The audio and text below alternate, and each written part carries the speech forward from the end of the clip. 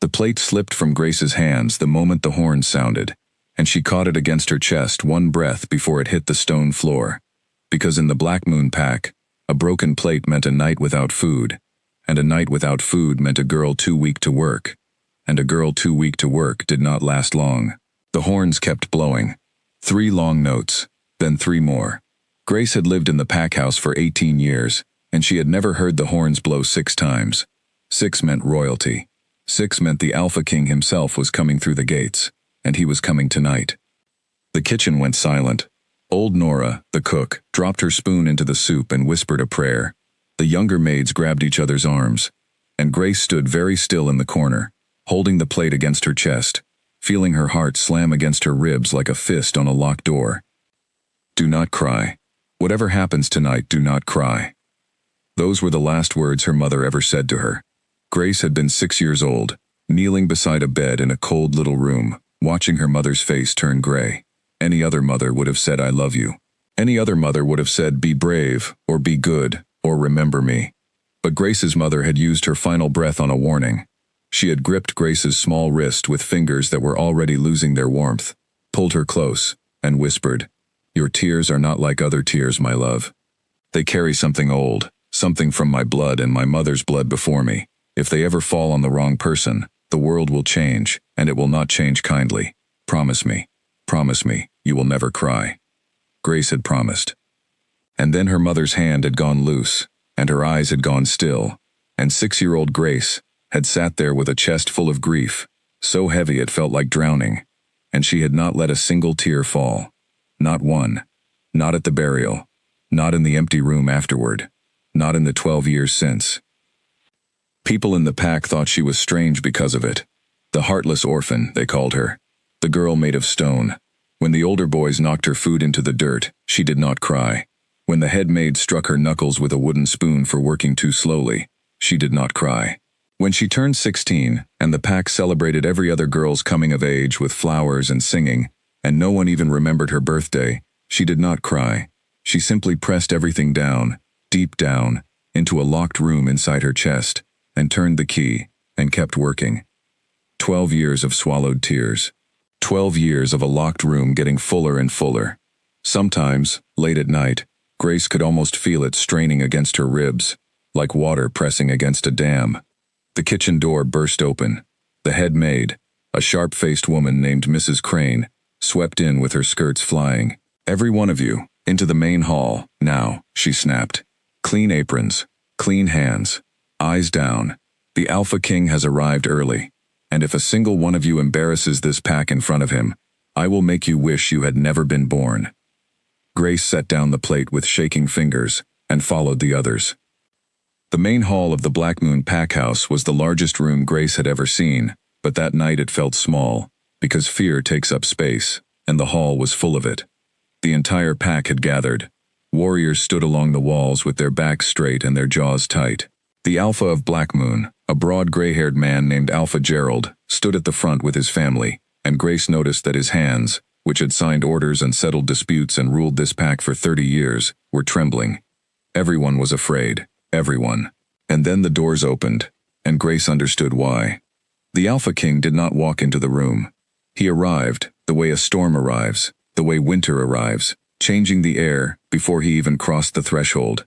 His name was Adrian, and every wolf on the continent knew it, the way they knew the word danger. He was young for a king, no more than 30, tall and dark-haired, dressed in black without a single ornament, because a man like that did not need gold to announce him. His face might have been handsome, if there had been anything alive in it. There was not. His eyes were the color of a frozen lake, pale gray and empty, and they moved across the gathered pack the way a blade moves across a whetstone. They said he had taken the throne at 19 after his father's sudden death. They said he had put down 4 rebellions before his 25th birthday.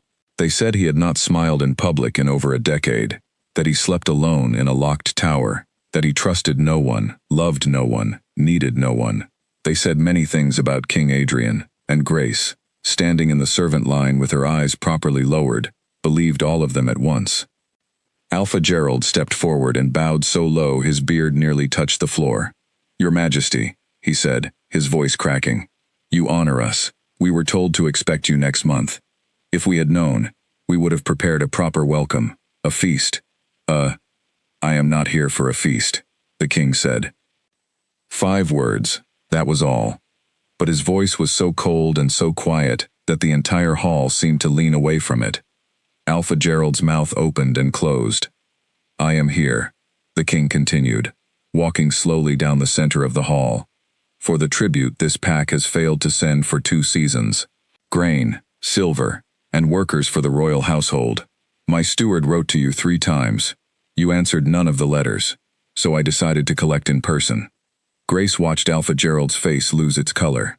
The whole pack knew the truth, even if no one said it aloud. The harvest had been poor. The silver had been spent. Gerald had gambled that the king, busy with troubles in the north, would forget one small pack at the edge of the territory. The king did not forget things. That was another thing they said about him. Your Majesty, Gerald stammered. The harvest, you see, the rains came late, and we— Spare me, the king said, and something in those 2 words made Gerald stop talking, as suddenly as if a hand had closed around his throat. The king reached the front of the hall and turned, his black coat sweeping behind him, and for the first time he faced the entire pack directly. I will take double grain next season, he said. I will take the silver in installments, with interest, and I will take the workers tonight. My steward will choose them. A ripple of quiet horror moved through the crowd. Being taken to the royal household was not an honor. Servants who went to the king's palace were rarely heard from again. Not because they were harmed, the rumors said, but because the palace swallowed people. It was a cold place, ruled by a cold man, and the ones who went there simply faded, like letters left in the rain. A thin man in gray stepped forward from the king's guard, holding a ledger. He began to walk the servant line, studying faces the way a farmer studies livestock. You, he said to a strong boy from the stables. You, to one of the laundrywomen. You, to a young footman who made a small broken sound when the finger pointed at him.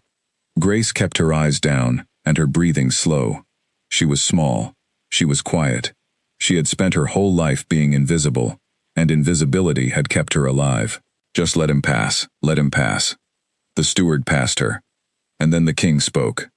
That one, he said. Grace did not look up at first, because it did not occur to her, not for 1 second, that he could mean her. Then the hall went so quiet she could hear the candles burning, and Mrs. Crane hissed her name under her breath, and Grace lifted her head, and the alpha king of every pack on the continent was looking directly at her with those frozen gray eyes. Her stomach dropped through the floor. The steward hurried back down the line, confused. Your Majesty, this one is only a kitchen girl, an orphan. She has no particular skills, no family name, nothing that I did not ask for her history, the king said.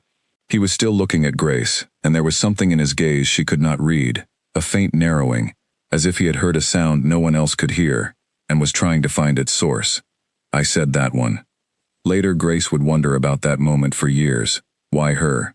What he had seen, or sensed, or felt, whether some old thread of fate had already been pulling tight between them, long before either of them understood what they were to each other. But in that moment, standing in the hall with her whole life collapsing quietly around her, she only understood one thing. She was leaving, tonight, with him. Mrs. Crane shoved a cloth bag into her hands 20 minutes later. It held everything Grace owned, a spare dress, a wooden comb, and a small silver locket, dented and old, the only thing her mother had left her. It did not open. It had never opened, no matter how Grace had tried over the years, and she had tried with knives, with pins, with her own desperate fingernails on the nights when missing her mother felt like a wound that would not close. The locket stayed sealed, like a mouth keeping a secret. She wore it anyway. It was all she had. The pack gathered in the yard to watch the chosen servants climb into the wagon. Nobody said goodbye to Grace. Old Nora gave her a quick, sad look and pressed a heel of bread into her hand, and that was the only kindness the Black Moon Pack offered her after 18 years of her life spent inside its walls. Grace climbed into the wagon and sat down among strangers. Ahead, through the wagon's open front, she could see the king mounting a huge black horse. He did not look back at the pack house. He did not look at the servants he had just taken. He looked only at the dark road ahead, and his face in the torchlight was as unreadable as stone. The wagon lurched forward. The gates of the only home Grace had ever known passed over her head and fell behind, and the night swallowed the road. The other servants wept quietly around her. The laundrywoman cried for the sister she was leaving. The stable boy cried into his sleeve, trying to hide it. And Grace sat in the middle of them with dry, burning eyes and a chest that ached like a bruise, doing what she had done every day for 12 years, holding the dam, keeping the promise. She did not know it yet, but she was riding toward the very thing her mother had feared. Somewhere in the dark ahead stood a palace of gray stone, and inside it waited the wrong person, the most wrong person in all the world, the one man upon whom her tears must never, ever fall. The wagon rolled on, the wind rose, and far away, on the highest tower of the royal palace, a night bird lifted its head, looked toward the east road as if it could feel something coming, and flew away into the dark. The royal palace did not look like the palaces in stories. There were no golden roofs, no bright flags, no gardens spilling over with roses. It rose out of the northern hills like a mountain that had been carved into the shape of a fortress, gray stone stacked on gray stone, towers like clenched fists against the sky. When the wagon passed through the outer gates at dawn, Grace felt the temperature drop, and she could not tell if it was the northern air or the place itself. The new servants were processed like packages, names written down, hands inspected, rules recited by a bored under-steward who had clearly said them 1,000 times. Do not speak unless spoken to. Do not enter the east wing. Do not look at the king. Never, under any circumstances, touch the king. Grace listened to that last rule and almost wanted to laugh, as if a kitchen orphan would ever be close enough to the Alpha King to touch him. As if the sky needed a rule telling the dirt to keep its distance. She was assigned to the lower kitchens, and for 3 days, the palace swallowed her, exactly the way the rumors promised. She scrubbed pots before sunrise. She carried water up staircases that never seemed to end. She slept in a narrow bunk in a room with 11 other girls who had learned, in this place, to speak only in whispers. The palace was enormous and crowded, and somehow, the loneliest place Grace had ever been. The servants did not sing while they worked. The guards did not joke in the corridors. Everyone moved quickly and quietly, like people living beside a sleeping bear. And over it all, unseen but always felt, hung the presence of the king. Grace glimpsed him only once in those first days, from a distance, crossing the great courtyard with his guards at dusk. Every single person in that courtyard, dozens of them, stopped moving at the same time and lowered their heads. And the silence that followed him was so complete that Grace could hear his boots on the stones from 100 feet away. He looked at no one. He spoke to no one. He passed through his own palace like a stranger, and the palace held its breath until he was gone. That should have been the whole of her life. Pots and water and whispers, years of it, until she faded like the letters in the rain. But on the 4th day, a fever swept through the servant quarters, and half the upper floor maids fell ill, and Mrs. Hale, the head of the royal household, came down to the lower kitchens looking for replacements. Her cold eyes moved across the kitchen girls and stopped on Grace. "You," she said. "You look clean. Can you carry a tray without spilling it? Good, follow me."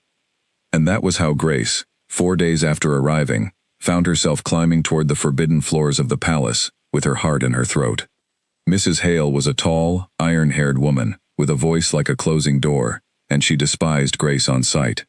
Perhaps it was the plainness of her, or the pack she came from, or simply that Mrs. Hale needed someone to despise the way other people needed air. She gave Grace the worst duties of the upper floors, the heaviest trays, the longest corridors, the fireplaces that had to be cleaned while the ashes were still hot. And she watched her constantly, waiting, the way a cat watches a bird that has not yet noticed the danger. On Grace's second morning upstairs, it happened. She was carrying a tray of crystal glasses down the long gallery, a corridor lined with tall windows on one side and portraits of dead kings on the other. Her arms ached from the night before, her fingers were raw, and she was concentrating so hard on the tray that she did not see the edge of the carpet that had been turned up, folded back at the corner, directly in her path. Later she would remember that Mrs. Hale had walked that gallery, not 2 minutes ahead of her. Later she would understand, but in that moment there was only the catch of her shoe, the sickening tilt of the world, and the sound, the terrible bright sound, of crystal exploding across the stone floor. For one heartbeat the gallery was silent. Then Mrs. Hale was there, appearing so quickly she could only have been waiting, and her face was lit with something that looked horribly like joy. "You clumsy, worthless creature," she breathed. "Do you know what those glasses cost? Do you know they belong to the king's grandmother?" She seized Grace by the wrist and yanked her up from the floor, and her other hand rose in the air, and Grace, who had been struck before, many times, by many hands, did what she had always done. She went still. She locked the room in her chest. She prepared to endure. The blow never fell. "Enough," said a voice from the end of the gallery. Grace would remember afterward how fast Mrs. Hale changed. The raised hand vanished behind her back. The blazing face went smooth and servile in the space of a single second, like a mask dropping over a mask. She turned and sank into a deep bow, and Grace, turning with her, felt every drop of blood leave her face. The king stood 20 feet away, flanked by 2 guards, a sheaf of papers in one hand. He had clearly been passing through on his way to somewhere else. His frozen gray eyes moved from Mrs. Hale to the shattered crystal, to Grace, and Grace dropped her gaze to the floor so fast her neck hurt, because rule number 3 was, "Do not look at the king," and she had just broken it with her mouth hanging open. "Your Majesty," Mrs. Hale purred, "forgive the disturbance. This girl has destroyed the heirloom crystal through pure carelessness. I was about to discipline her." Silence. Grace stared at the floor, at the glittering ruin of the glasses, at the toes of the king's black boots as they came closer, unhurried, stopping just at the edge of the broken pieces. She could feel his gaze on the top of her bowed head like a weight. "Discipline," the king repeated. His voice was quiet and without any feeling at all. "In my grandmother's day, a servant who destroyed royal property lost her position and was turned out of the gates before nightfall." He paused. The pause went on long enough for Grace to feel her whole future balancing on it, the road, the winter, an orphan with nowhere on earth to go. Then he said, "But my grandmother also believed that anything truly valuable does not shatter the first time it is dropped." The crystal failed the test. "Note it in the inventory and buy plainer glasses. They will match this household better."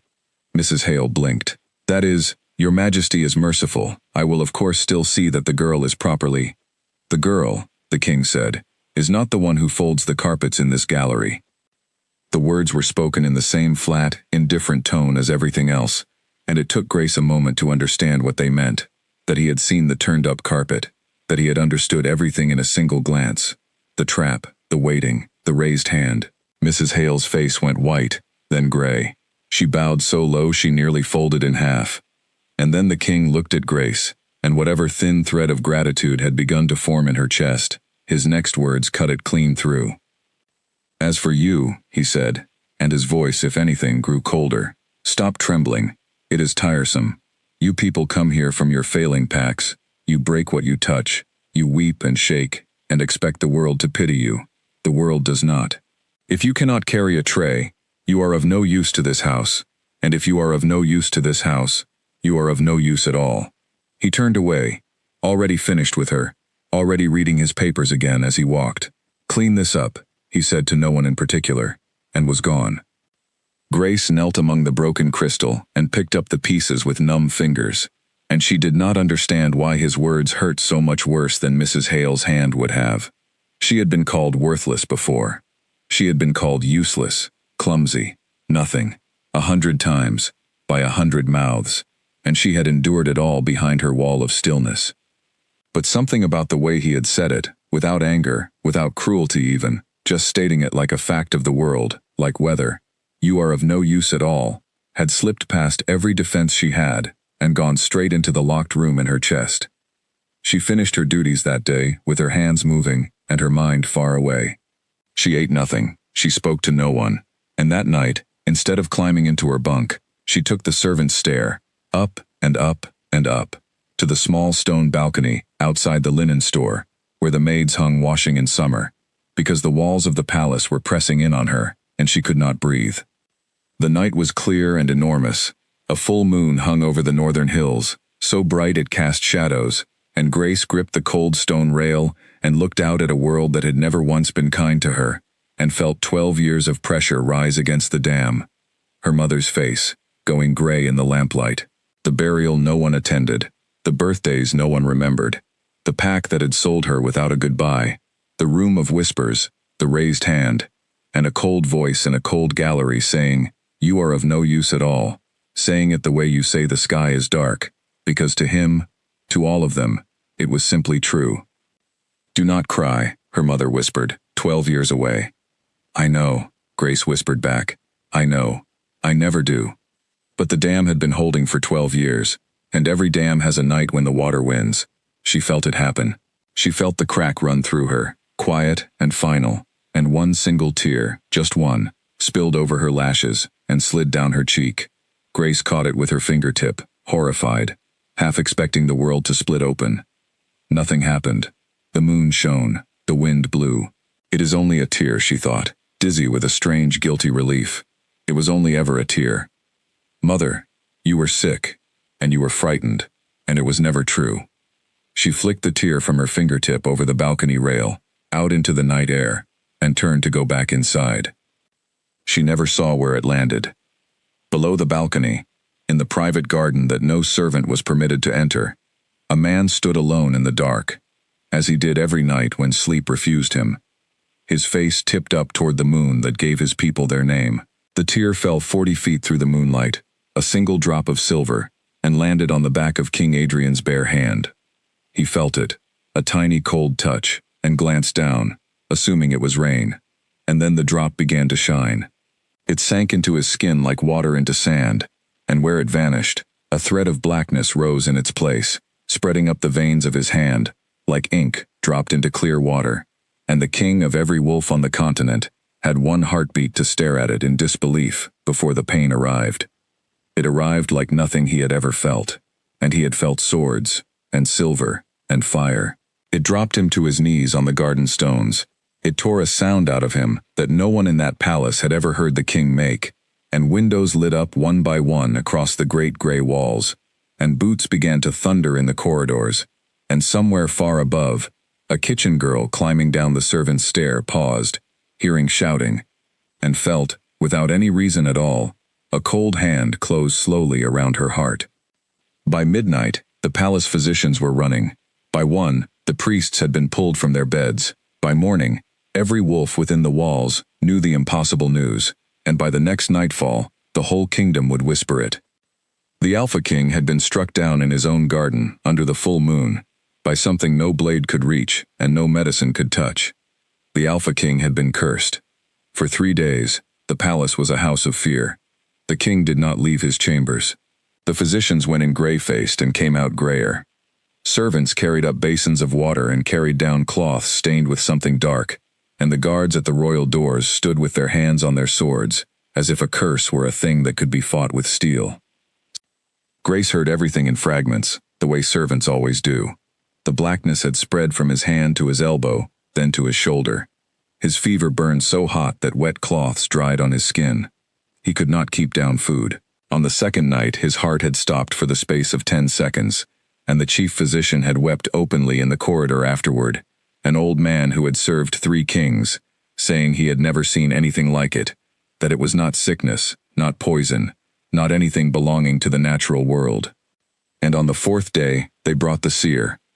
Her name was Marin, and she was ancient, older than anyone knew, a small bent woman who lived in a tower on the palace's north side and read the will of the moon goddess in ways that made even brave men uneasy.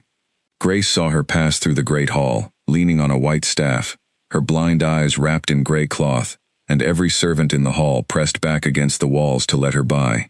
Marin walked straight to the stairs without a guide, as if she could see perfectly well, and climbed toward the king's chambers, and the palace held its breath. She was inside for 1 hour. When she came out, she spoke quietly to the captain of the guard, and the captain's face changed, and within the hour the soldiers began moving through the palace, floor by floor, room by room, gathering every servant, every guard, every noble guest, every last soul within the walls, and marching them toward the great hall. No one was told why. No one dared to ask. Grace stood in the assembled crowd with the other kitchen girls, hundreds of people packed shoulder to shoulder in fearful silence, and watched old Marin climb slowly onto the dais at the front of the hall. The seer stood there for a long moment, her rapt eyes drifting across the crowd as if she were listening to it rather than looking at it. "The king has not been poisoned," she said at last. Her voice was thin, but it carried to every corner. He has not been struck by illness, nor by any weapon of man. What burns in his blood is older than this palace, older than the crown. It is a judgment, and it entered him through a single drop. She paused. A tear, one tear, fallen from the eyes of someone standing among you now. A murmur went through the hall like wind through wheat. Grace stopped breathing. No, she thought. No, no, it is not possible. It was nothing. It was one tear in the dark. It fell into a garden. It fell on stones. It fell on nothing. The person who shed it may not know what they carry, Marin continued, but the blood knows, and the blood answers me. She raised her white staff, and the crystal set into its head began to glow with a soft silver light, and she stepped down from the dais and began to walk into the crowd. What followed was the longest hour of Grace's life. The seer moved through the packed hall, row by row, the staff's light held before her, and everywhere she passed, the crystal stayed cool and pale, and people sagged with relief behind her, like grass springing back after a foot lifts. Grace stood in her row with her hands folded and her heart trying to beat its way out of her body, telling herself with every step the old woman took, "It will not glow for me. It was only a tear. My mother was sick and frightened, and it was only ever a tear." Marin turned into Grace's row. The crystal began to brighten while she was still 10 feet away. Grace watched it happen with a strange, floating unreality. The silver light swelling, the old woman's steps slowing, the rapt face turning toward her, and the people on either side of her shrinking away as the staff's glow grew so bright it threw shadows, until Grace stood alone in a circle of empty floor and silver light, and the whole great hall of the royal palace stared at her, and the seer stopped before her and said, quietly, almost gently, "There you are." The hall erupted. "Witch," someone shouted, and then a dozen voices, then 100. "Witch, curse-bearer, she has killed the king," and hands were seizing Grace's arms, guards, their grips like iron, and Mrs. Hale's voice cut through everything, shrill with triumph. "I knew it. I knew there was something wrong with that creature from the first day." Grace did not fight. She could not have fought if she had wanted to. The world had gone thin and far away, and the only thing that felt real was a voice 12 years old whispering, "If they ever fall on the wrong person, the world will change, and it will not change kindly." Mother, Grace thought, as they dragged her from the hall. "You knew. You always knew." They put her in the deepest cell of the palace dungeons, stone on every side, a door of black iron, and they left her there, while, far above, the council of nobles gathered around the dying king's bed and decided her fate. It did not take them long. She learned the verdict from the guard who brought her water at dawn, a young man who would not meet her eyes. "Sorcery against the crown," he said quietly. "The sentence is death. It will be carried out at sunset." Grace sat against the cold wall of her cell and waited to feel something. Terror, or grief, or fury at the unfairness of it. One tear, one single tear in 18 years, and it would cost her life. But the locked room in her chest had taken this too, the way it had taken everything, and all she felt was tired. She held her mother's sealed locket in both hands, and pressed it to her lips, and whispered, "I kept the promise for 12 years. I am sorry it was not enough." Sunset came. The guards came with it. They led her up from the dungeons and out into a small stone courtyard, where a post stood ready, and a row of archers waited, because for crimes of sorcery, the old law demanded arrows of silver. A priest read the charges. The captain asked if she had final words. Grace looked at the sky, which was turning gold and red over the walls, the most beautiful sky she had ever seen, and said nothing at all, because there was no one in the world to say it to. The archers raised their bows, and in the highest tower of the palace, King Adrian began to die. It happened between one heartbeat and the next. The physicians would swear to it afterward, trembling as they told it. The king had been stable for an hour, as stable as his ruined body could be, and then, at the very moment the sun touched the walls, he arched off the bed with a sound that cracked the air, and the blackness in his veins surged like floodwater, leaping up his throat, spreading beneath the skin of his face, and his heart began to slam and stumble and fail. The chief physician screamed for the priests screamed for Marin, and Marin, standing at the window with her rapt eyes turned toward the execution yard far below, said only one word: "Stop." They did not understand. She struck her staff on the floor with a crack like breaking ice, and turned on the room full of dying king and helpless men, and her thin voice filled every corner. Stop the execution. Now. Run, you fools. Every step she takes toward death he takes with her. Their lives are bound. Kill the girl and you kill the king within the hour. Afterward, the captain of the guard would remember that run for the rest of his life. Down 11 flights of stairs with the seer's words in his ears, bursting into the courtyard, screaming the order with the archers' fingers already tightening on their strings. The bows came down, the arrows went unloosed by the width of a single breath, and Grace, standing against the post with her eyes on the burning sky, watched the men who had come to kill her stumble to a halt, and could not understand, at first, why she was still alive. They brought her up through the palace at a run, this girl in chains who 1 hour ago had been condemned as the king's murderer, and they brought her into the royal chambers where no servant had ever set foot, and the moment she crossed the threshold, 2 things happened at once. The king's thrashing stilled, and the blackness in his veins, visibly, before a dozen witnesses, retreated 1 inch. The room went absolutely silent. The physicians stared. The priests stared. Marin stood by the great bed, leaning on her staff, and nodded slowly, as if hearing the last note of a song she had known all along. Closer, she said to the guards, and they pushed Grace forward, step by step, and with every step the king's breathing eased, the fever glow faded from his skin, the black threads sank back down his throat, down his shoulder, until, when Grace stood at last beside the bed, close enough to touch him, the man who had been minutes from death lay quiet, breathing slowly, like a storm that had blown itself out. Grace looked down at the king, at the frost-gray eyes that fluttered open and found her face, and widened, first in confusion, then in recognition, and then in something that was neither, something raw and furious and afraid. You, he whispered.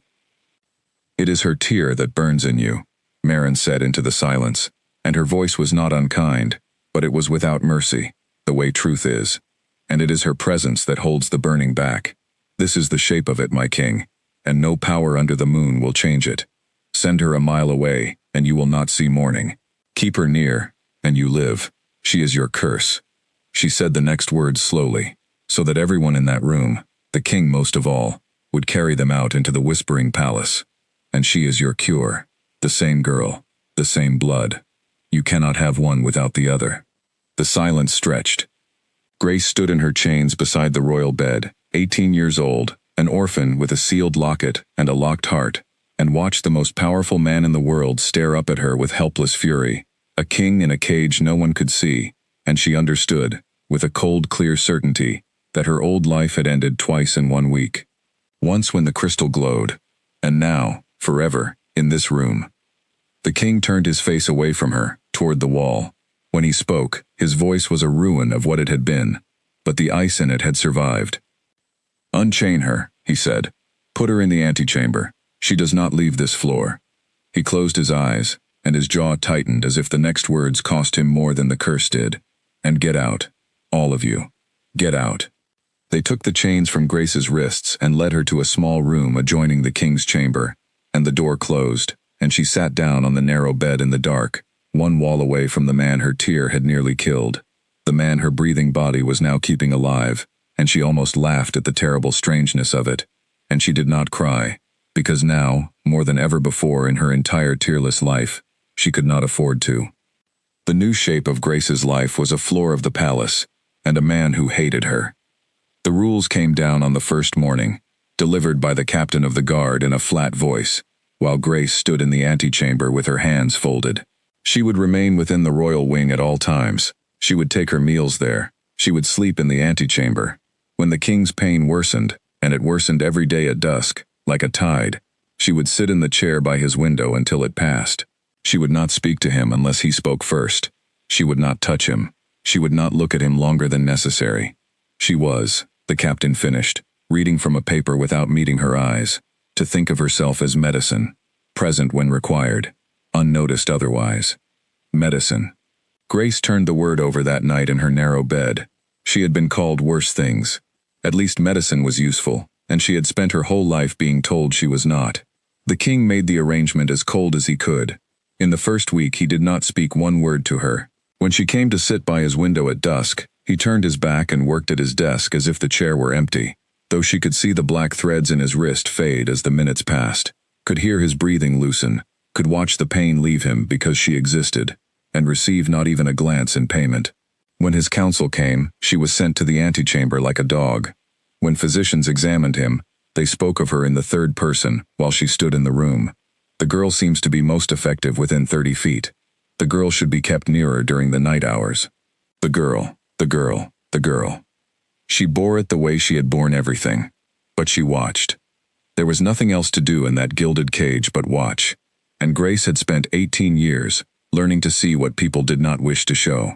And what she saw, slowly, day by day, was that the coldest man in the world was not cold at all. He was burning, and had simply learned to burn without light. She saw that he did not sleep, not could not, because of the curse, but would not, and had not for years, long before her tear ever fell. He worked until the candles died, and then sat in the dark by the window, and some nights she heard him, through the wall, cry out in his sleep when exhaustion finally took him. Short broken sounds, and always words in them, the same words, no, and please, and once, terribly, a child's word, mother. In the mornings his face would be gray and locked, and he would be crueler than usual, and Grace learned that his cruelty rose and fell with his nightmares, like smoke above a fire. She saw that no one touched him, ever, not a hand on the shoulder, not a brush of fingers passing a cup. The whole palace obeyed the rule, never touch the king, and Grace began to wonder whether the rule had been made to protect his dignity, or to protect something else, because once, when the old chief physician reached toward his wounded shoulder without warning, the king flinched. The alpha king of the continent, who had faced down 4 rebellions, flinched from an old man's hand, like a boy who had learned young, that hands mean harm. He covered it in half a second with ice and orders, but Grace saw. She knew that flinch. She had one of her own. And he saw her too. That was the strange thing, the thing she never expected. He pretended she was furniture, but a man does not memorize furniture, and by the second week Grace realized he had memorized her. When Mrs. Hale, still head of the household and twice as poisonous now, sent up Grace's meals late and cold and half the proper size, it was the king who noticed, glancing once at her tray, saying nothing, and the next day the meals came hot and generous and on time, and Mrs. Hale looked as if she had swallowed a wasp. When the dusk pain came early one evening, and Grace ran the length of the wing to reach his rooms, arriving breathless, he stared at her flushed face for a long moment, and then had a cot moved into the window alcove, so she would never have to run again. He did these things without a word, disguised as orders about household efficiency, and if she thanked him, his face would shut like a door. She stopped thanking him. She just watched him grow a fraction less gray each dusk when she entered, and understood that her presence eased something in him beyond the curse, and that he would rather die than admit it. One evening in the 3rd week, he spoke to her. She was in her chair by the window, he was at his desk, and had been reading the same page for an hour. Outside, snow had begun to fall on the northern hills, the first of the season. Without looking up, in a voice like someone forcing a rusted gate, the king said, "The pack you came from, Black Moon, were they good to you?" Grace was so startled that she answered honestly. "No," she said. He nodded slowly, still not looking at her, as if she had confirmed something. "Your parents?" "Dead," Grace said. "My mother when I was 6. I never knew my father."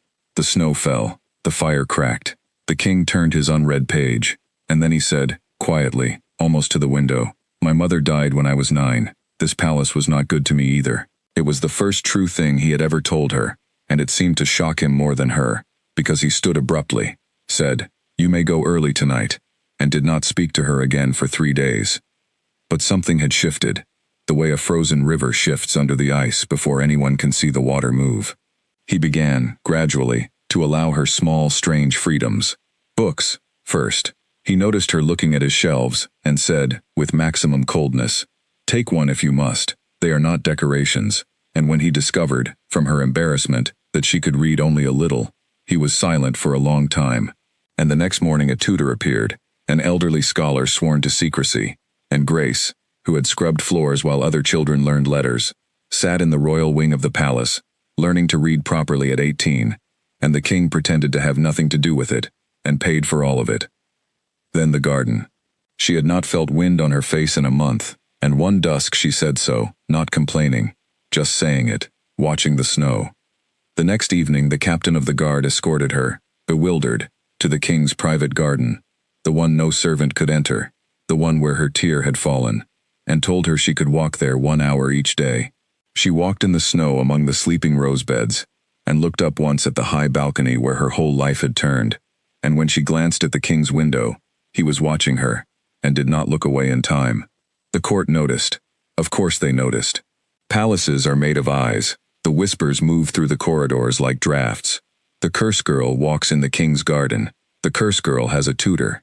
The king asked twice whether the curse girl's chamber was warm enough. Most of the whispers were merely scandalized, but some were colder, and more careful, and they gathered, as cold and careful things do, around one man.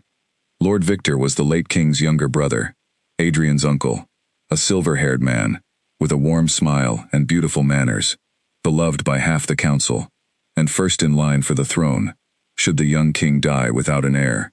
He visited his nephew's sick room every few days, full of concern, pressing the physicians for hopeful news, and Grace, watching from her corner as she watched everything, noticed what no one else seemed to notice, that Lord Victor's warm eyes counted the black threads on the king's wrist, every visit, the way a merchant counts money, and that on the days the king looked stronger, his uncle's smile took 1 extra second to arrive. She said nothing. Who would listen to the curse girl? But she began to watch Lord Victor the way she had once watched Mrs. Hale's hands. The night everything changed came at the end of the first month, and it began with a sound Grace had learned in 18 years of sleeping in dangerous places, the sound of a footstep, trying not to be one. It was past midnight. She was awake in the window alcove of the king's chamber, where she now slept during his worst stretches, and the king was finally, mercifully asleep, and the footstep came from the servant's door in the paneling, the little hidden door used for coal and linens, which was always locked, and which now opened without a sound, because someone on the inside of the palace had oiled it and unlocked it, and 3 men came through it with knives in their hands. They were dressed as palace guards. They moved like men who had been given a map, and they went straight for the bed of the weakened, sleeping king. Grace did not decide what she did next. There was no moment of choice she could ever remember afterward, no weighing of her small life against his. There was only her body, moving, before her mind had finished understanding, up from the alcove and across the room, and she did the only thing a kitchen girl could do against armed men. She screamed. One enormous scream that split the sleeping palace, and threw herself between the knives and the bed. Pain tore across her shoulder, white and shocking. She heard the king come awake with a roar, heard the chamber doors burst inward, heard chaos, shouting, the clash of guards, one assassin down, one taken, one gone back through the little door into the dark. And then the noise faded strangely, as if someone were turning the world's volume down, and the floor tilted up to meet her. And the last thing Grace knew was being caught, before she struck the stone. Caught and held hard against a chest whose heart was slamming, and a voice she had only ever heard, cold, cracking down the middle, as it shouted her name, her actual name, not the girl, not the curse girl, her name. Grace. Grace. Look at me. And the strange, dizzy thought followed her down into the black. He knows my name. He has known it all along. Grace woke to sunlight and the wrongness of comfort. She was lying in a wide, soft bed in a room she did not know, her shoulder bound in clean bandages, and the wrongness was everywhere. The sheets were too fine. The fire was too warm. There were winter roses in a vase by the window, actual roses, in the north, in the snow, which meant someone had ordered the glasshouse opened, and no one opened the royal glasshouse for a servant. She lay still, cataloging the aches of her body, and slowly became aware that she was not alone. A chair had been drawn up beside the bed. In the chair, asleep sitting upright with his arms crossed, as if even unconsciousness were a thing he refused to fully surrender to, was the king. Grace stared at him. She had never seen him asleep up close, never seen his face without its armor, and it was like looking at a different man, younger, the cold smoothed away, a faint line between his brows, as if even his dreams required vigilance. She wondered how long he had been there. She wondered, with a small internal shock, whether he had been there the whole time. He woke the way soldiers wake, instantly and completely, and caught her looking at him. For a moment neither of them moved. Then his face began the familiar journey back behind its walls, and stopped halfway, and could not seem to finish, and what remained was something Grace had no name for. "You have been asleep for 2 days," he said. "The physicians say the wound is clean. It will scar." He looked at her bandaged shoulder and then away, at the window, at the roses, and his jaw worked, and finally the words came out of him, as if each one were being pulled against its will. "That knife was meant for my heart. You had no armor, no weapon, and no reason on this earth to love me, and you stepped in front of it." He turned back to her, and his eyes were terrible, not cold now but the opposite, too much feeling, where for years there had been none. Why? Grace considered the question honestly, because he deserved honesty, and the honest answer frightened her. "I do not know," she said. "There was no time to think. There was only," she hesitated, "only that I could not watch you die." Something moved through his face like wind over water.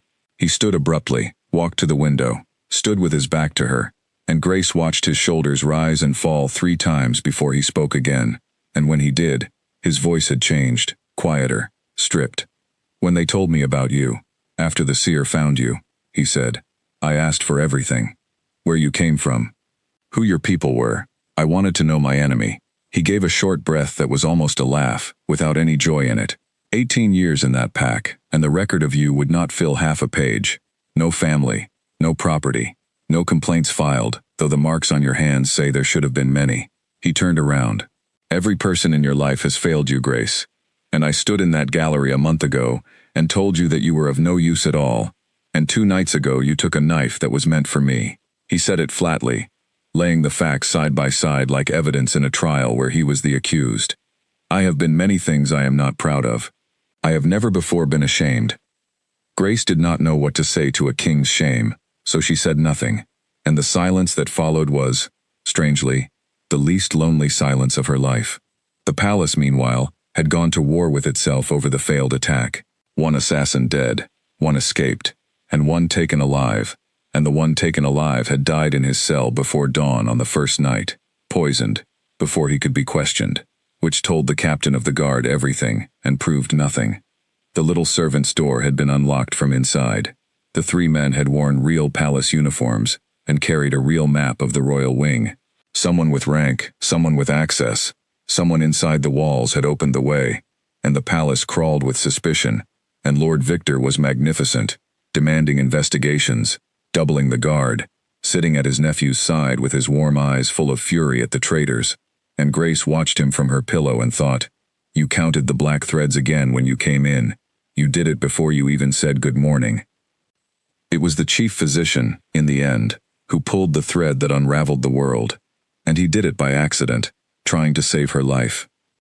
Grace's wound, though clean, had bled a great deal, and on the 2nd day, her strength was slow in returning, and the old physician, taking no chances with the only medicine keeping his king alive, ordered a full examination, her blood studied in the manner of the old healers, under crystal, by moonlight. He performed the examination himself, at night, in his tower workroom, and an hour before dawn, the king, sleepless as always, was summoned by a shaking apprentice, and climbed to the tower, and found the old man sitting motionless before his instruments, with tears running openly down his face. "Tell me," the king said. The physician tried twice before the words came. "Your Majesty, I took my oath 50 years ago, under your grandfather. There were things we were commanded then never to speak of, records we were commanded to burn. I burned them, but I read them first, and I am old, and I have forgotten nothing. God help me." He looked up. "The girl's blood shines, my king. Under the moon crystal, it shines silver, like light through water. There is only one bloodline in all the histories whose blood carries the moon's own light." He said the next word, the way men say the names of the dead, Lunaris. The king went very still. Everyone knew the name, the way everyone knows a scar. The Lunaris had been an order of moon priestesses, healers and seers, keepers of the oldest bond between wolves and the goddess, and they had lived in a white temple village in the Western Valley, and 20 years ago, in the last years of the old king's reign, sickness had swept that valley, or so the official histories said, and the Lunaris were gone, all of them, mourned in one breath and forgotten in the next, the way the crown wished. The physician was still speaking, half to himself now. Her mother must have survived it. hidden herself in some far pack, hidden the child, taught her to bury what she carried. The tears of a Lunaris priestess were said to be the strongest thing under the moon, the goddess's own judgment made into water, blessing to the worthy, fire to the guilty. He raised his wet eyes to his king. Sire, why would the goddess's judgment burn you? But the king was no longer listening. The king was standing in the tower workroom, with 20 years of carefully buried nights rising through the floor, because the official histories said sickness. But Adrian had been 9 years old in the last years of his father's reign, and 9-year-old boys see things. And there was a reason the king of every wolf on the continent had not slept a full night in 2 decades. A reason he cried out no, and please, and mother. A reason the smell of smoke in any hearth in any room could still, without warning, close a cold hand around his throat. He walked down from the tower in silence. He crossed the sleeping palace. He entered the room where Grace lay recovering, and stood at the foot of her bed in the gray light before dawn, and she woke and saw his face, and sat up in alarm, wound and all, because she had seen the king cold, and seen him angry, and seen him ashamed, but she had never seen him afraid. "Your mother," he said, and his voice was a stranger's voice. "What do you remember of her? Before the pack, before you were 6. Anything, everything, almost nothing," Grace said slowly. "Warmth, singing."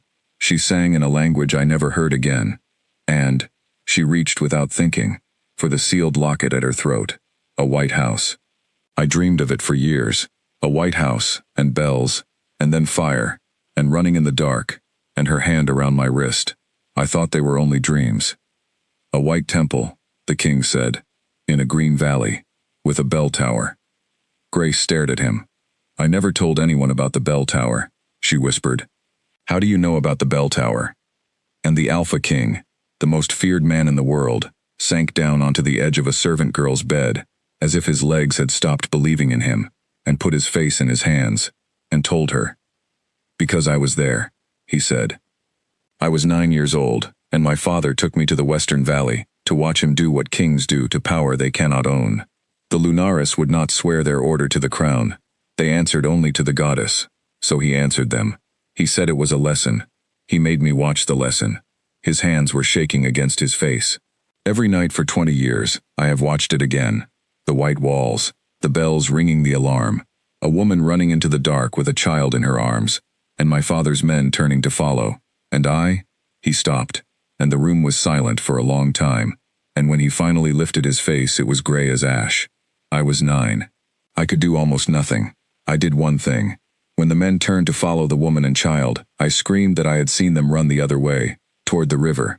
I lied to my father's soldiers, and I never knew until this hour whether it mattered, whether they lived. Grace could not breathe. The room seemed to tilt around the fixed point of his ruined face, and 20 years collapsed into a single dark valley, a running woman, a small girl clutched against a pounding heart, and a boy's voice in the smoke behind them, crying out the wrong direction, buying them the dark. They lived, Grace heard herself say, from very far away. The woman carried the child east for a month, and bought a place in a pack called Black Moon, with the last thing she owned, and she never sang again, and she died when the child was 6, and the last thing she ever did was make her daughter promise never to cry.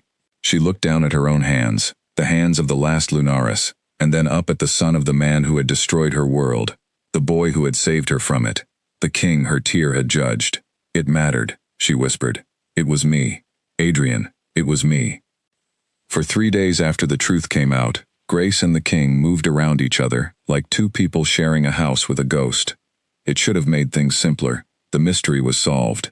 She knew now why her mother had feared her tears, and he knew now why the goddess's judgment had chosen his blood to burn. But truth is not a key that unlocks a door and lets everyone walk through smiling. Truth is a flood, and when the water goes down, you have to live in what it leaves behind. Grace would look at him across the room, and see the boy in the smoke who had saved her life. Then she would blink, and see the son of the man who had made the smoke, wearing that man's crown, sleeping in that man's palace, ruling from that man's throne, and her heart would twist in 2 directions at once, until she had to leave the room. And he watched her leave, every time, and never once tried to stop her, because he believed he deserved every step of her leaving. It was old Marin who broke the silence between them, in her way, which was sideways and without mercy. The seer summoned Grace to her tower on the fourth day, the first time anyone had summoned Grace anywhere since the world changed. The tower room smelled of dried herbs and candle smoke, and the old woman sat by a small fire, her rapt eyes turned toward the door before Grace had even knocked. "Sit, child," she said. "You are angry, and you do not know at whom, and it is making your shoulders ache. Sit." Grace sat. "I am not angry," she said, and the old woman laughed softly, a sound like paper. "You are the last daughter of the Lunaris," Marin said. "I knew your grandmother. I was a young seer when your temple was the brightest place in this kingdom, and I read the sky the night it burned, and I have waited 20 years to see what the goddess would do about it, because the goddess, child, is patient, and she wastes nothing, not even grief." She leaned forward. "So, you have learned what he was, a boy of 9, watching. Now I will tell you what he became, since he will never tell you himself, and you cannot judge a man by the one night he showed you." And she told her. She told her about the young prince who, at 19, had come to a throne still warm from his father's rule, and had spent his first year quietly dismantling everything his father built, dismissing the old king's cruelest commanders, emptying the debtors' cells, sending grain without banners or credit to the packs his father had starved. She told her about the 4 rebellions, and how the histories called them rebellions crushed by the Ice King, and how 3 of the 4 had been led by his father's old warlords, furious at the sun for softening the crown, and how the young king had ended each one with the fewest lives the age allowed, and had never once corrected the histories, letting the world call his mercy coldness, because fear kept the peace cheaper than love. And she told her one thing more, in a quieter voice. "In the 2nd year of his reign," she said, "a young king rode west with 6 men he trusted. No banners, no records. To a burned valley his father's clerks had erased from every map. And he found what remained there, under the ash and the wild grass, and he buried them, child. Every one he could find. With his own hands, over 11 days, and he set white stones over them in the manner of moon rites, which he had to learn in secret from an old blind woman in this tower, because moon rites had been forbidden by his father's law." She sat back. "He thinks I kept his secret all these years. I did. I am done now. The dead do not need secrets. The living need each other." Grace walked down from the tower with her whole understanding of the world rearranged, and she did not go to find him, not yet, because some things need a night to settle. But that evening at dusk, when the tide of his pain came in, and she took her chair by his window, she did not bring a book to hide behind, and when the worst of it had passed, and the black threads had sunk back down his wrist, she said, quietly, into the firelit silence, "I know about the valley. The white stones. Marin told me." The king went very still at his desk. Grace watched the back of his neck, the set of his shoulders, a man bracing.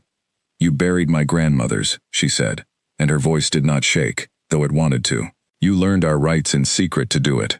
She stood, and crossed the room, and stopped beside his desk, closer than she had ever chosen to stand to him, and the last daughter of the Lunaris looked down at the son of their destroyer, and said the words that broke 20 years of ice off both their lives.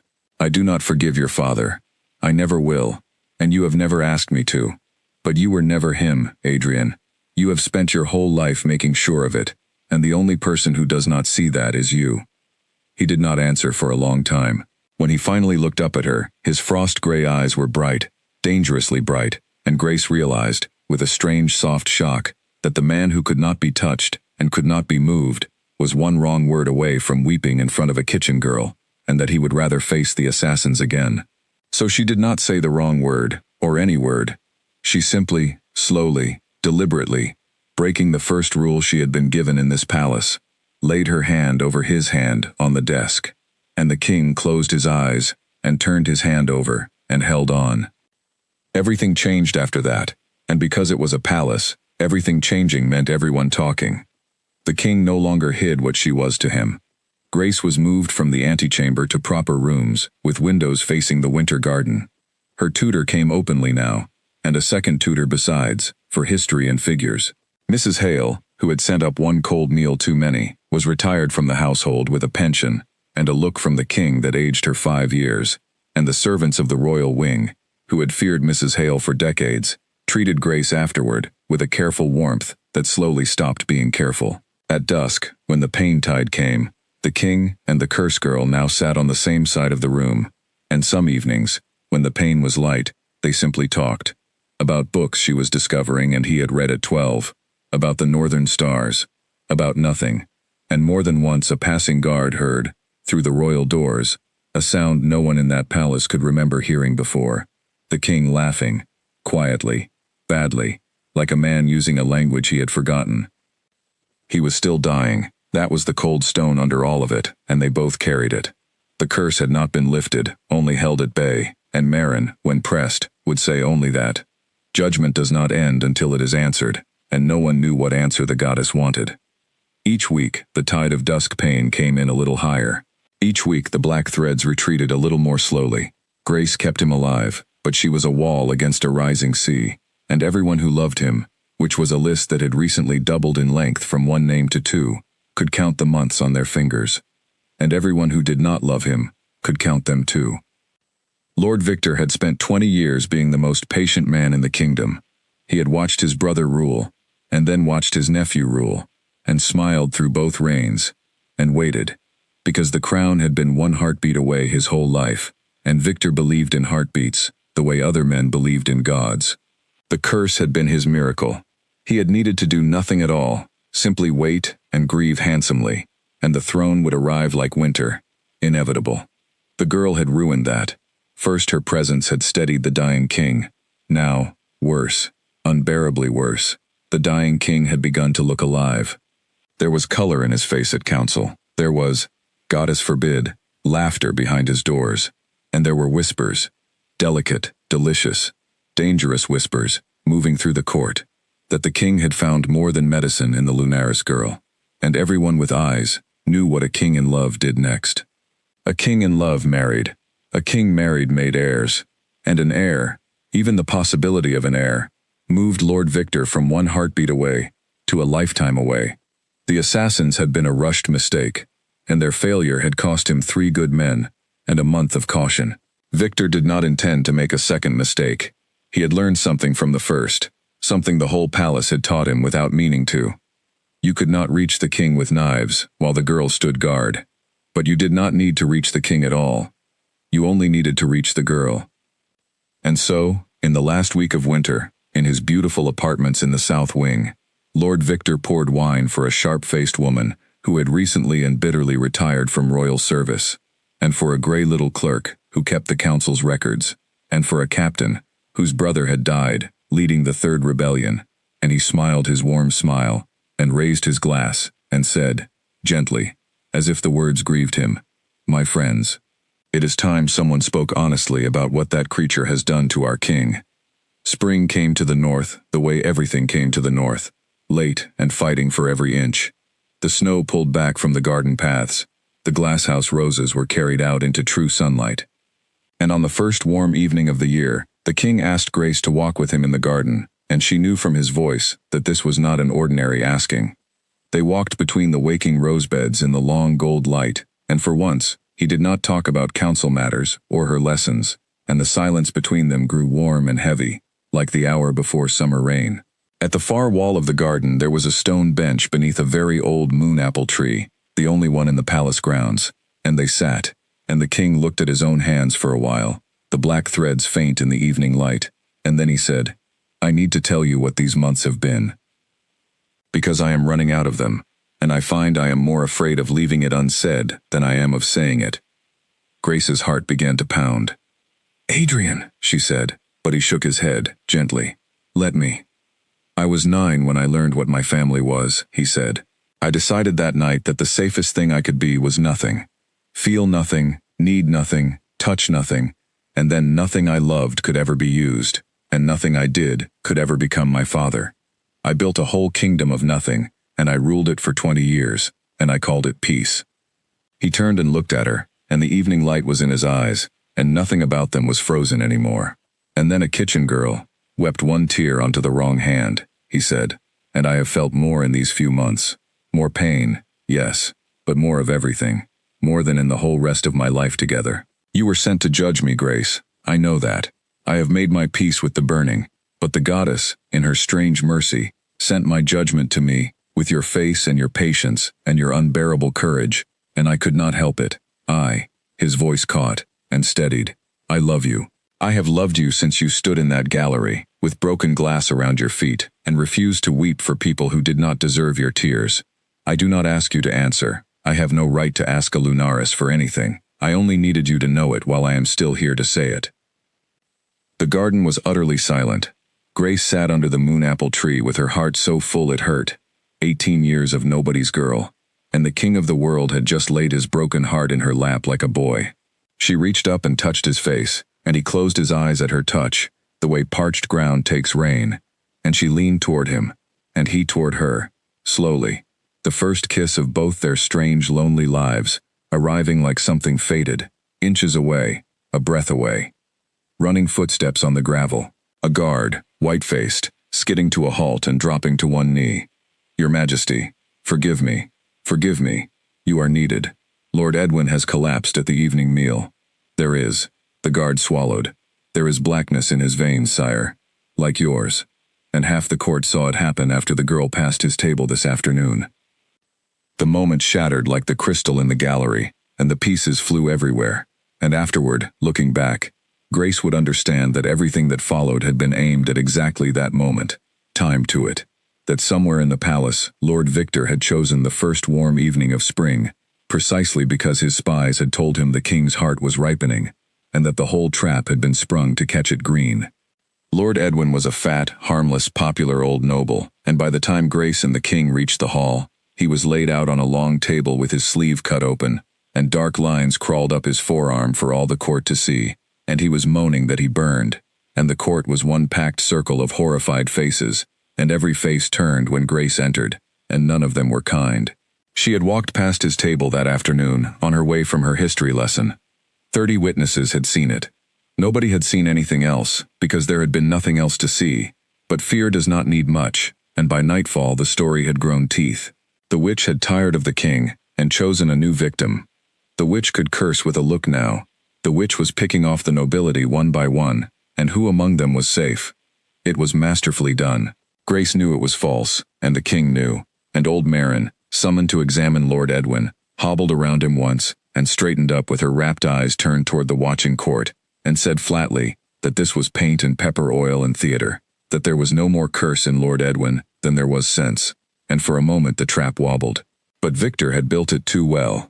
That same night, a search, demanded by the council for everyone's safety, found in Grace's rooms a black candle, a book of forbidden marks, and a lock of the king's dark hair bound with red thread, hidden behind the loose stone that Grace had never known was loose, planted by hands that had keys to everything. And the sharp-faced woman who had once run the royal household swore before the full council that she had always seen the girl gathering strange herbs and whispering over the king's food, and the gray little clerk produced records of every hour the girl had spent unsupervised, and the captain, whose brother had died in the Third Rebellion, demanded to know how long the crown intended to gamble the safety of the realm on the word of a blind old woman and a besotted king. Besotted, there it was, spoken aloud in full council, the true weapon, and Grace, standing accused at the center of the great chamber, watched it strike home. Because the king rose from his throne in fury to defend her, and the council watched him do it, and she saw the whole room see exactly what Victor wanted them to see. Not a king weighing evidence, but a bewitched man protecting his witch. And every word Adrian said in her defense drove the accusation deeper. She is the only reason I am alive, he said. And the council heard. She controls whether he lives. She has saved my life twice, he said. And the council heard. She has made herself indispensable, which is what a clever poisoner does. Lord Victor did not lead the attack. That was the terrible elegance of him. He sat in sorrowful silence while smaller men did the shouting, and only at the end, when the council had worked itself into voting fear, did he rise, silver and reasonable, and grieve his way to the killing stroke. No one honors what this girl has done for my nephew more than I, he said gently, and no one denies the bond that keeps him breathing, nor would any of us harm her while that bond holds his life. But a curse that spreads is a plague, and a plague admits no exceptions, even beloved ones. I propose no execution. His warm eyes found Grace across the chamber, and for one flicker, one heartbeat, she saw all the way down to the cold machinery inside the man, and he let her see it, because who would believe her? "I propose only that the girl be confined," he said. "Sealed and warded in the North Tower, guarded by the priesthood, close enough that the king's health is preserved. Merely kept," he smiled sadly, "where her tears can fall on no one else, until the crown can prove her innocence, however long that takes. A stone room for the rest of her life, dressed as mercy." The council murmured its relief at so moderate a path, and every eye in the chamber turned to the king, because such an order touching the royal household required the king's own word, and Grace looked at Adrian across that terrible room, and watched the trap close on him exactly as it had been built to. If he refused the council outright, on no evidence but his heart, in the season when he needed their armies levied, and their taxes granted, and their loyalty against the plots he could smell but not yet prove, he handed Victor the last argument he needed. The king is no longer fit, and lost the crown, and with the crown every protection she had. If he agreed, he lost her. She watched him understand it. She watched the man who had faced 4 rebellions without blinking stand before a room of small, frightened men, holding her whole life, and, for 2 endless seconds, 3, 4, hesitate. He was going to find a third way. She would learn that later, much too late, that he had opened his mouth in that 5th second to reject the proposal, and summon the palace guard to arrest his uncle on suspicion alone, and gamble the whole kingdom on her, recklessly, absolutely, the way she had once thrown herself in front of knives. But Grace had lived 18 years being taught exactly how long people hesitated before choosing something else over her, and 4 seconds was longer than anyone had ever needed, and something in her, some ancient tired thing, quietly broke. She did not wait for the 5th second. She bowed her head to the council, said, clearly, "I will go to the tower tonight," turned, and walked out of the chamber, with her spine straight and her eyes dry, and did not once look back at the king, which was how she missed seeing him surge down from the throne after her, and being caught, and held, by the gentle, sorrowful, iron hands of his uncle. They came for her at midnight to take her to the tower, and one of the guards who came was the young man who, months ago in the dungeons, had brought her water and could not meet her eyes. His name was Peter, and this time he met her eyes, and what she saw in them was not a jailer. He waited until the corridor emptied, then he spoke fast and low. "Miss, listen to me. My cousin serves in Lord Victor's household, and there are men there who arrived last week who are not servants, and there is talk you are not meant to reach that tower at all. An accident on the stairs, a grief the whole court will pity. Once you are sealed away from witnesses, you belong to him, and the king will be told a story." His jaw was tight. "I took an oath to the crown, not to the crown's uncle. There is a supply gate on the riverside, and a boatman who owes me his son's life, and a moon with clouds on it, and it is tonight or it is never." Grace stood in the cold corridor, with her whole life balanced on a stranger's whisper, and thought of Adrian. 4 seconds of silence in a chamber full of enemies, and thought, if I stay I become the knife they hold to his throat forever, and if they end me quietly, he dies within the hour, and Victor has the throne by morning. Leaving is not leaving him. Leaving is the only shield I have left to give. She went. The escape was a blur she would remember all her life in single pictures. Peter's lantern going dark, the smell of the river gate, cold iron and wet stone. The boat, black on black water, and the boatman's silent nod, and the palace sliding away behind her, one lit window high in the royal wing, and her own hand pressed against her mouth to keep everything in it from coming out. She had 30 silver pieces from Peter's own pay, her spare dress, her mother's sealed locket, and a stolen cloak. And by dawn, she was farther from Adrian than she had been since the night her tear fell, and that was when she learned what the bond truly was. It was not distance that hurt, it was him. She could feel him, a thread behind her heart, pulled thinner with every mile, and through the thread came echoes, not thoughts, not words, but weather, and the weather in him was terrible. She felt the moment he learned she was gone, a lightning strike of it, doubling her over in the bottom of the boat. She felt the search parties go out, felt his fury burn for a day and a night. And then, on the 3rd day, she felt the fury stop, and something far worse settle in its place. A still, gray, sinking quiet, like a house with its fires going out one by one. And Grace, hiding in the loft of a river mill 50 miles south, pressed both hands over her heart, and understood. The tide of his pain was coming in, and there was no wall against it now, and he had stopped fighting. She learned the rest in scraps of news at village wells, weeks old and twisted, but the shape came through. The king was gravely ill again. The king had called off the search for the escaped witch, forbidden it, on his own command, threatened to strip the rank of any officer who pursued her.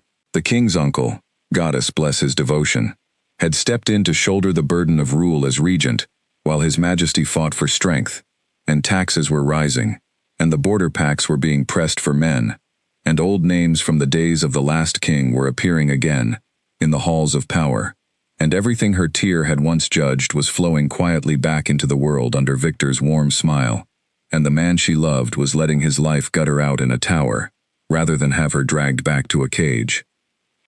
"If my life costs her freedom," a merchant's wife quoted at a well, saying it as gossip, romantic and distant, "then let me die." He said it before the whole council, they say. Fever talk, poor man. It was not fever talk. Grace felt the truth of it down the thinning thread every hour, and she stopped sleeping, and she walked south with no plan except away, and the goddess, who wastes nothing, walked her directly into the one place on earth she needed to be.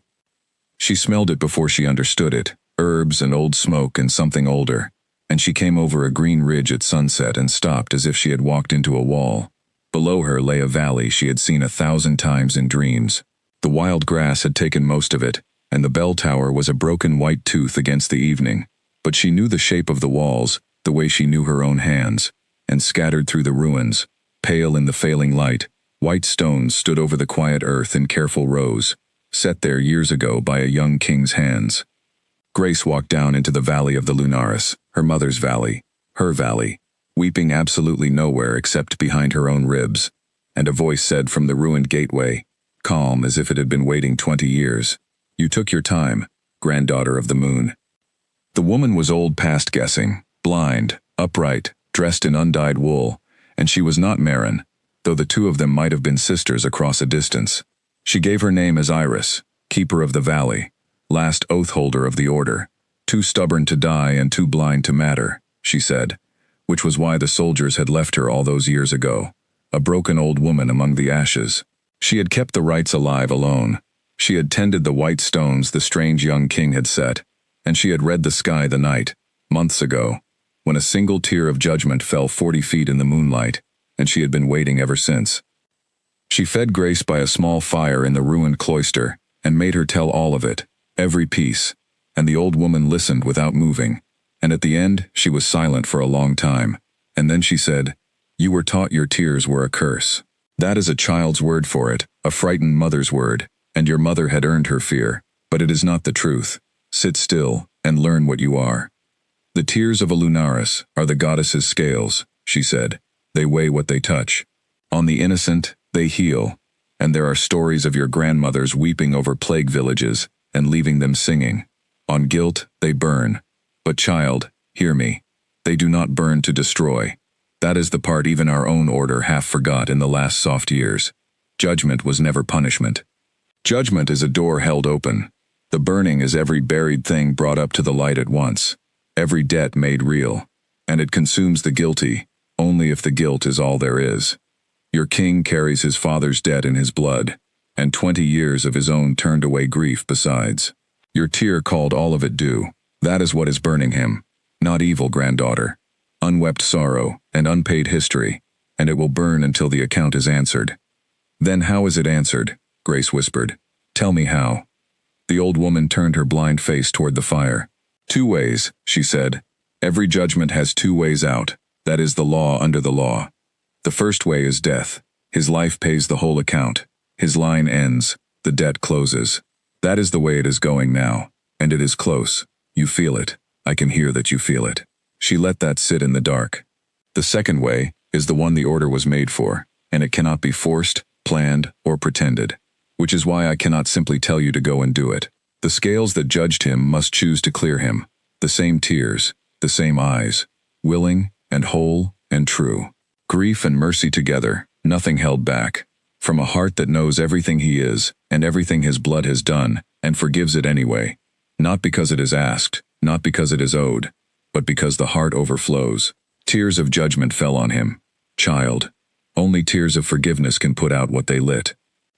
Grace sat very still. 12 years, she said quietly. I have not truly wept in 12 years. I locked it, all of it. My whole life is in that locked room, and I do not know if I can open the door anymore. I have tried. The night I shed the tear that started this, one drop was all that came. One. And you are telling me the whole flood, willing, and if I cannot. Then he dies, the old woman said, without cruelty. Because the truth needs no help being cruel. And judgment passes to the throne he leaves. And I have read the sky, granddaughter, and the sky says the man who takes that throne will make the old king look gentle. And it was in that exact moment, in the ruined cloister, by the small fire, that Grace felt the thread behind her heart give a great sickening lurch, and go thin as spider silk. And far to the north, though she could not see it, torches were moving on the palace walls, and armed riders were pouring out of the gates, riding south, and they were not the king's men, because the king could no longer command anyone, and they carried Lord Victor's private seal, and their orders were very simple. The regent had learned from a broken young guard named Peter, who had held out with a courage that would be sung about later, everything about a river gate, and a boat, and where a Lunaris girl might run. Find her, the orders said. The king's life is now a matter of state, and the state requires the medicine returned. Alive, unharmed. And weeping was not mentioned in the orders at all, because Lord Victor had also been asking old women questions about the ways a judgment ends, and unlike Grace, he had known both answers for weeks, and he had no interest whatsoever in the second one. The riders reached the valley at dawn on the second day, and Grace did not run. She could have. Old Iris had woken her in the dark, hearing hoofbeats a blind woman should not have been able to hear, and there had been time, a ravine, a way up into the hills. Grace stood in the ruined gateway of her mother's temple, and watched the torches come down the ridge, and understood something with total clarity. Every road ran the same direction now. The thread behind her heart had grown so thin that some hours she lost it entirely, and stood gasping until it flickered back. Adrian was dying in days, perhaps hours. Whatever waited in the north, cage or trap or grave, it stood beside his bed, and there was nowhere else in the world she was going. Let Victor's men carry her. They would carry her to him faster than her feet could. So when the captain of the riders dismounted, expecting a hunt, he found a young woman standing calmly among white stones with her hands open, and an ancient blind woman beside her, and the old woman said something to the girl too quietly for any soldier to hear. She said, "Remember, granddaughter, willing, whole, and true, nothing held back. When the moment comes, and it will come terribly, do not fight the flood, be the flood." Then Grace was taken, courteously, coldly, and the valley fell behind her, and the last thing she saw of it was Iris, standing among the graves, with her blind face turned north, her lips moving, praying to the moon, in the language Grace's mother used to sing. They rode hard for 5 days, and every mile north, 2 rivers rose. The first was the thread. It thickened as the distance closed, and the weather flowing back down it was dreadful. Pain like a landscape, gray on gray on gray, and beneath the pain, something that frightened her more, a letting go, a slow settling, a man folding his life closed, like a finished letter. Hold on, she poured up the thread, not knowing if anything reached him. I am coming, you stubborn, frozen, impossible man. You waited 20 years for one warm thing. Do not dare leave before I get there. The second river was the news, and it flowed at every posting in and checkpoint, worse each day. The king no longer woke. The council had granted the regent emergency powers. Levies were marching. 2 border alphas who questioned the regent's seal had been arrested for treason. The palace was sealed to all visitors, all healers, all priests, and the old seer, Marin, had been confined to her tower for her own protection. And the words for his own protection, and for her own protection, were doing a great deal of work in the kingdom that spring. They brought Grace through the palace river gate at night, hooded, secret, and she understood why when she saw the corridors. The palace, she remembered, was gone. Victor's private men stood at every door, hard-eyed strangers wearing the royal colors like a costume, and the servants moved along the walls with their heads down, and the whole great building was silent, in a way it had not been silent even in the coldest days of the Ice King, because ice at least is still water, and this was stone. They took her, not to the royal wing, but down, to a clean bare room below the ground with a heavy door, and there, Lord Victor came to her, alone, warm as ever, and sat across a small table from her, and finally, with no counsel to perform for, and no court to charm, let her see the machinery all the way down. "You are a remarkable creature," he said pleasantly. "My nephew rules a continent, and I have never once seen him fight for anything, the way he broke himself refusing to hunt you. I confess, I did not plan on love. It nearly ruined everything. Love is unpredictable, and I have built my whole life on prediction." He folded his hands. "So let me tell you the future. Tonight my nephew's heart will finish failing. It is a matter of hours, his physicians tell me, the ones I chose. You will be in the room when it stops, because a rumor is already moving through the court that the witch escaped her escort and reached the king at the last, and when he dies with you beside him, the kingdom will have its story complete. The witch cursed him. The witch fled justice. The witch returned to finish her work. You will not survive the guard's grief, I am afraid. 2 problems, 1 night, and I inherit a throne wet with the court's tears, which is the only kind of tears," he smiled gently, "that will be shed in this palace tonight." He knew. That was his mistake, and mistakes of knowledge are the ones that ruin careful men. He knew about the second way out of judgment, and so he had built his whole final night around preventing tears of forgiveness, and it never once entered his elegant mind that he was about to escort into the king's chamber, with his own hands, the flood. Because here is what Lord Victor did not understand, had never understood, being a man who had felt nothing in 40 years but appetite. He thought the danger was a ritual, something planned, something staged, candles and rites, needing time and freedom he would not grant her. He did not know that the door of a locked room, held shut for 12 years against every grief a life could pour, does not open by ritual. It opens by breaking. And he was about to stand this girl beside the deathbed of the only person who had ever loved her, on purpose, as theater. They brought her up at midnight. The royal chamber was full of chosen witnesses, Victor's council allies, his tame physicians, guards at every wall, all assembled to watch the story end correctly. And the fire was low, and the great bed stood in shadow, and Grace walked toward it between armed men, and stopped breathing at what the months had done. Adrian lay still against the pillows, and the blackness had won. It webbed his throat, his jaw, the backs of his hands, thin dark rivers under skin gone gray as the palace stone, and his breath came so slow and so shallow that whole seconds died between each one. The thread between them, at this distance, this final distance, roared back to full life, and what came down it now was almost nothing at all. Embers, a banked fire in an abandoned house, and one faint thing more, one flicker that rose to meet her presence, the way his pain had once eased at her step, recognition. Even now, even from the far edge of himself, he knew she was there. "She is here as the law requires," Victor announced to the room, sorrow pitched perfectly, so that the bond may ease his majesty's passing, and the witnesses arranged their faces, and the physicians consulted their instruments, and Grace stood at the bedside, looking down at the ruin of the man who had buried her grandmothers with his own hands, and learned forbidden rites to do it right, who had lied to soldiers at 9 years old, and bought her the dark, who had hesitated 4 seconds once, and then spent every hour since paying for it, who had chosen to die rather than cage her, and she felt the locked room in her chest, the room with 12 years, and 18 years, and 2 lifetimes of grief, pressed inside it, shudder against its hinges. And then Adrian opened his eyes. No one expected it, least of all his physicians. The frost-gray eyes came open one last time, found her face without searching, as if he had known exactly where she would be standing, and the gray lips moved, and no sound came out.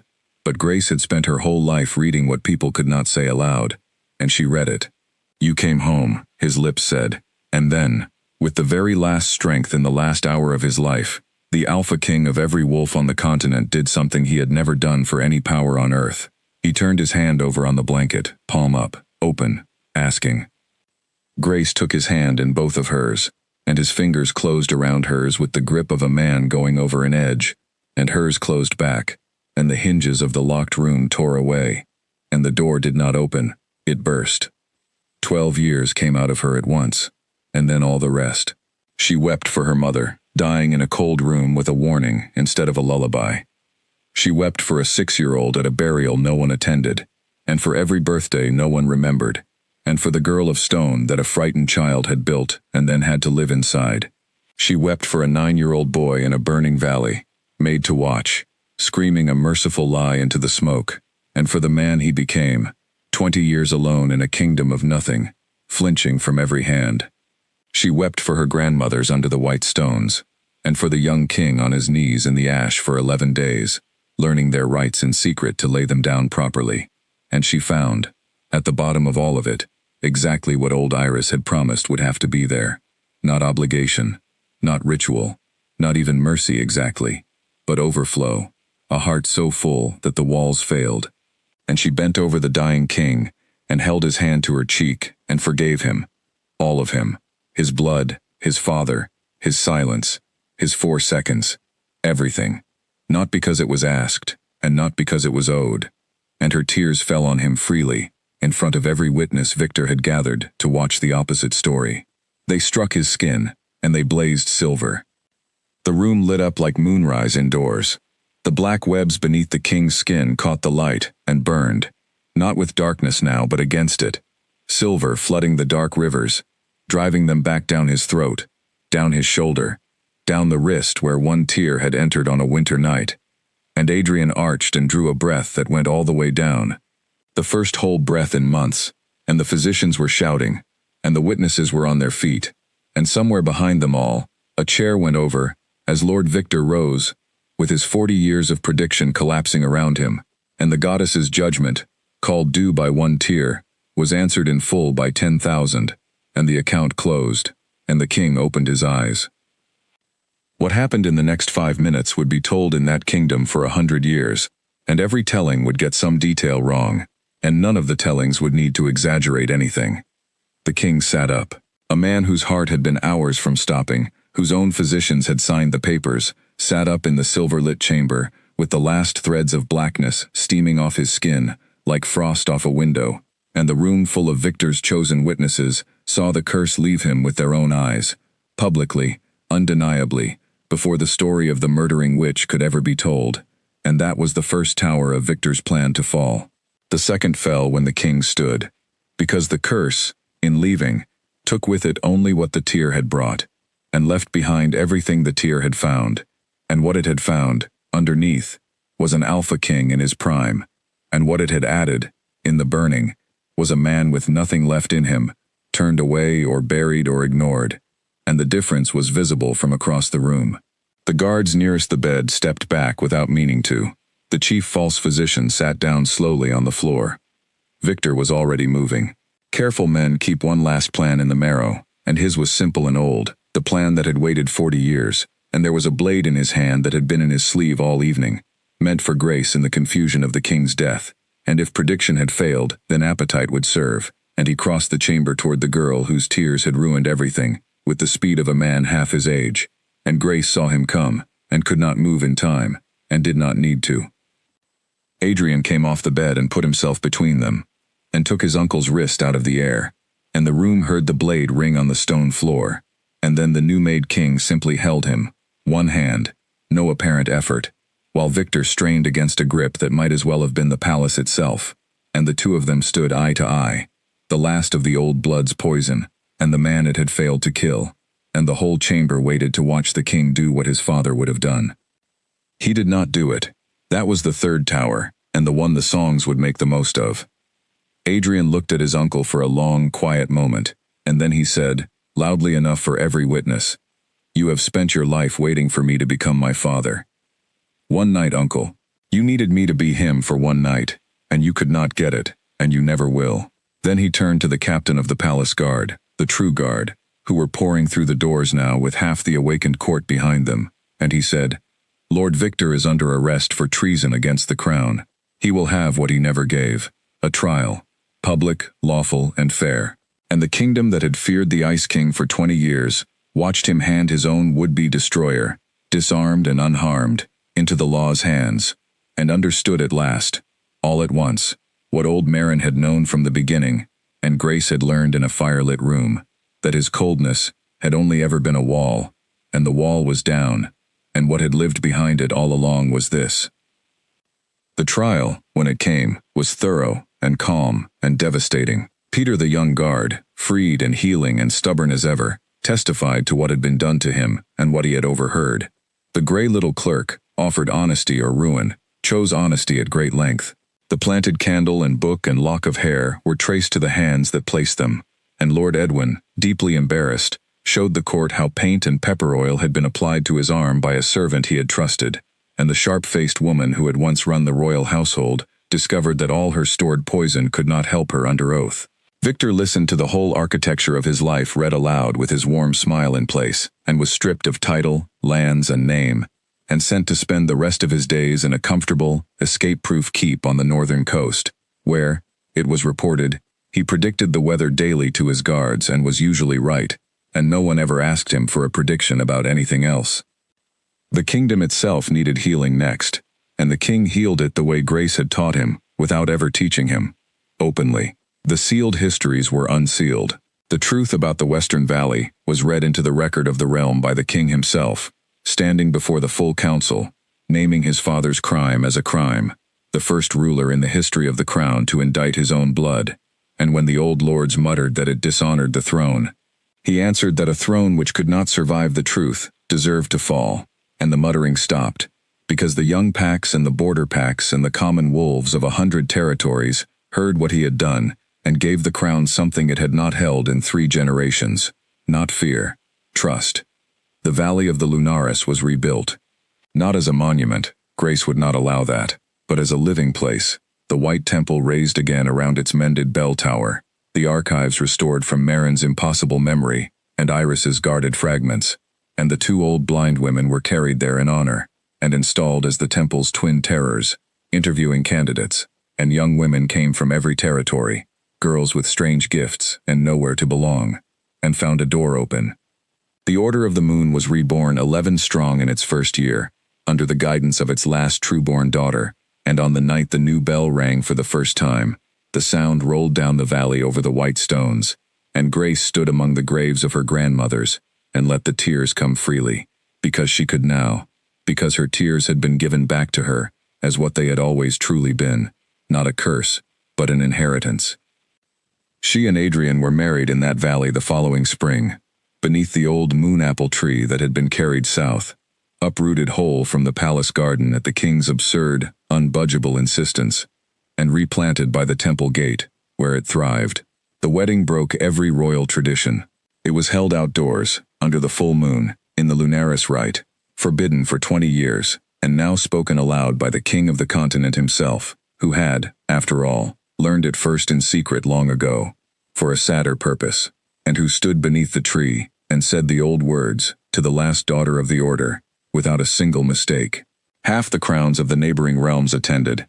So did an entire delegation from the Black Moon Pack, deeply nervous, bearing extravagant gifts, and Grace received them with a graciousness that cost her more than anyone watching could guess, and old Nora the cook wept through the whole ceremony, and was seated, at the personal instruction of the Queen, in the first row. Queen. The word followed Grace strangely for years, like a coat that had been made for someone taller, and then one ordinary morning it simply fit. Queen Grace, the Luna of the realm, who kept her mother's dented locket on a shelf by her mirror, and who was known in every territory for 2 unbreakable habits. She learned the name of every servant in any hall she entered, and she could not, would not, ever pass a raised hand without stopping it. The locket opened, in the end. It opened on the morning her first child was born, a daughter, in the queen's own chamber, with the windows open to the garden, and whether it was the goddess's timing, or only an old clasp finally worn through, no one could say. But as the bells began to ring, the little silver door that no knife had ever moved swung open on its own. And inside, preserved in a circle of glass, lay a curl of dark hair and a scrap of paper smaller than a thumbnail, covered in her mother's writing, in the old language, which Grace could read now. It said, "For the granddaughter I will not meet. We were never cursed, my darling. We were entrusted." And Grace sat with her daughter in her arms and the note in her hand, and understood that her mother had known everything, always, and had sealed hope inside the fear, where it could survive the years. And she laughed and wept at the same time, and the tears that fell on the baby's blanket shone faintly silver, and did nothing but dry, because they had fallen, at last, on a world with no debt in it. Adrian came running when he heard she was weeping. because some habits outlive their reasons. He stopped in the doorway and saw his wife and his daughter in the morning light, and Grace looked up at the man her tears had once struck down, the frozen king, the burning king, the healed king, standing helpless and undone in the door of an ordinary happy room, and she held out her hand, palm up, open, asking, the way he had once done with the last of his strength, and he crossed the room and took it. Far to the south, in the green valley, the temple bell rang the birth across the graves of the grandmothers, and the wind moved through the moon apple tree by the gate, and if the old stories are right, and in that kingdom they usually were, the goddess looked down that morning at the long account of an old crime and a long grief, at judgment given, and answered, and paid in full, and closed the book, and was content. For the tears of the broken, say the Lunaris to this day, are the strongest thing under the moon. They can bring down a king, or they can raise one, and sometimes, if the heart behind them is willing, and whole, and true, they can do both to the same man, and hand him back his life, and call it love.